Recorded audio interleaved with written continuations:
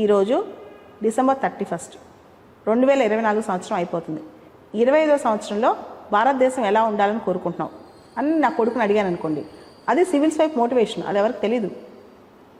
అదేవిధంగా ఇస్రో 2025లో ఏం చేయబోతుంది, నాసా ఏం చేయబోతుంది, ఇలాన్ మస్క్ ఈ ప్రకటన చేశాడు, మనిషి బ్రెయిన్లో చిప్ పెడతాడంట, భవిష్యత్తులో ఎలా ఉండబోతుంది, ఇంటర్నెట్ ఆఫ్ థింగ్స్ ఎలా ఉండబోతున్నాయి, ఇవి కనుక వాళ్ళు ఒక జిజ్ఞాస మనం క్రియేట్ చేస్తే అదే సివిల్స్ ప్రిపరేషన్. పుస్తకాల్లో వచ్చేది కాదు సివిల్స్ ప్రిపరేషన్.